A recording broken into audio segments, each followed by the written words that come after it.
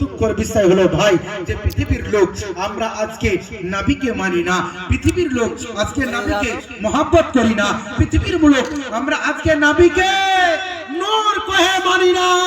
হে মুসলমান ভাই, যারা নবীকে আমাদের মতন বলে, হযরত আলী বলে, যারা নবী মুস্তাফাকে আল্লাহ পাক রব্বুল আলামিন না নবীকে সৃষ্টি করার পূর্বে সৃষ্টি করেছে এবং দুনিয়াতে আসার পর না কোনো বান্দাকে সৃষ্টি করেছে। বুঝা গেল মুসলমান ভাই, আপনার আমার নবীকে আল্লাহ পাক রব্বুল আলামিন বেমিসাল, আল্লাহ পাক রব্বুল আলামিন আপনার আমার নবীকে আপনার আমার মতন সৃষ্টি করেননি। আপনার আমার নবীকে আল্লাহ পাক রব্বুল আলামিন আমাদের চেয়ে আলাদা সৃষ্টি করেছেন। কেন?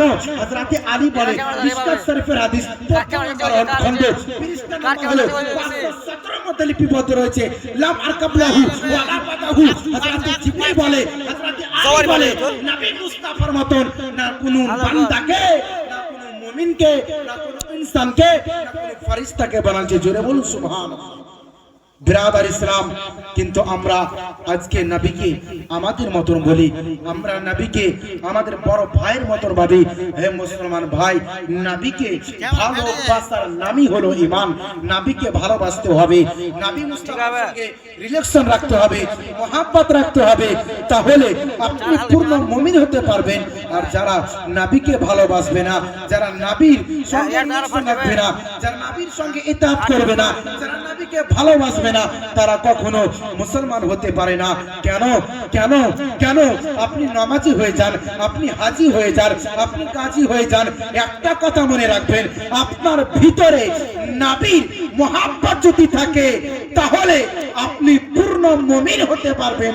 আর আপনার ভিতরে যদি নবীর চাওয়া নাই, নবীর পাওয়া নাই, নবী মুস্তাফার মহব্বত নাই, নবী মুস্তাফার ভালোবাসা নাই, তাহলে আপনি যতই নামাজি হয়ে যান, যত হাজী হয়ে যান, যত নামাজি হয়ে যান, যতই আপনি হজ করেন, আপনার কিছুই কাজে লাগবে না। কেন?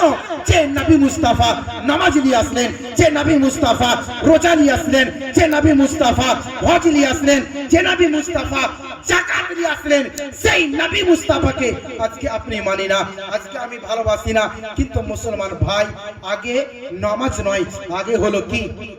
আগে ঈমান না আমল? আগে ঈমান। আগে মানুষের কি? আগে ঈমান। ঈমানটা কি জিনিস? কি করলে ঈমান মানা যাবে? কি করলে ঈমান হবে? কাকে ভালোবাসলে ঈমান পাওয়া যাবে? কার প্রতি? নবী মুস্তাফার প্রতি। কার প্রতি? কথাকে ভিত্তি করে চললে, কোন ব্যক্তির কথাকে মানলে তাহলে মুমিন হওয়া যাবে। হে মুসলমান ভাই, বলতে চাই, আসুন যে নবী মুস্তাফা আপনার আমার জন্য